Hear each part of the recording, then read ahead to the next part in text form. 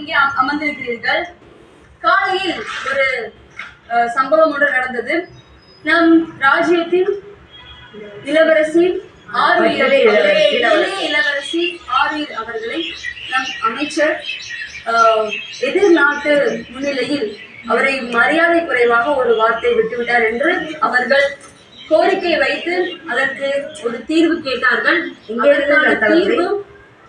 அதற்கான தீர்வு ராஜமாதா, அதற்கான தீர்வு இப்பொழுது கிடைக்கப் போகிறது.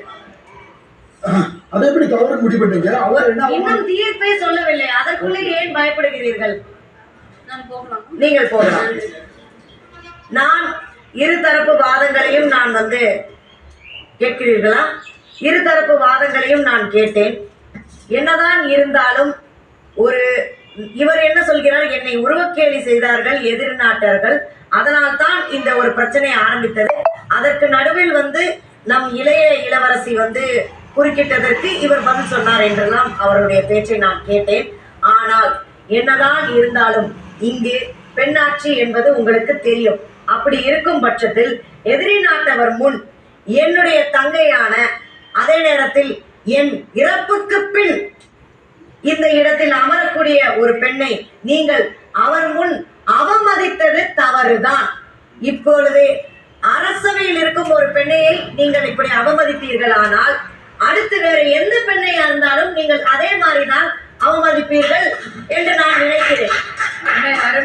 உங்களை யார் என்ன உருவக்கேலி செய்தார்களோ அதற்கு நாங்கள் குழுவாக ஒரு நாடாக சேர்ந்து அதற்கான போரை நாங்கள் அறிவிப்போம். அதுவும் எல்லாரும் கூடி அதை முடிவு செய்வோம். அப்படித்தானே ராஜமாதா? அப்படி இருக்கும் பட்சத்தில் இவர் முதலில் அவளிடம் மன்னிப்பு கேட்க வேண்டும். எதற்காக?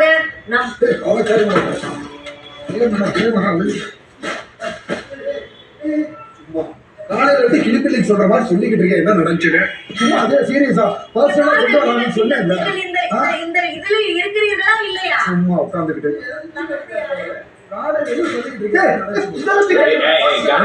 என்ன தூக்கி தானே அடிக்கிறார்? என்ன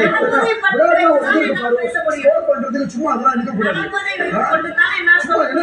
என்ன நடக்கிறது தெரிவிச்சுட்டு இருக்கீங்க? காலையில இருந்து கிளிப்பிள்ளை சொல்ற மாதிரி ஜீப்புக்கு அவங்களுக்கு நானே சொல்லி அவர் தப்பிக்க சும்மா பாரோ நியாயமா பேசுன்னு பார்த்தேன். சும்மா தளபதி இரண்டு விஷயங்கள் இல்லக்கா, நியாயம்னு ஒண்ணு இருக்கு, நியாயம்னு ஒண்ணு இருக்குக்கா, நியாயம்னு ஒண்ணு இருக்கு. கேம் வேற, பர்சனல் வேற. என்ன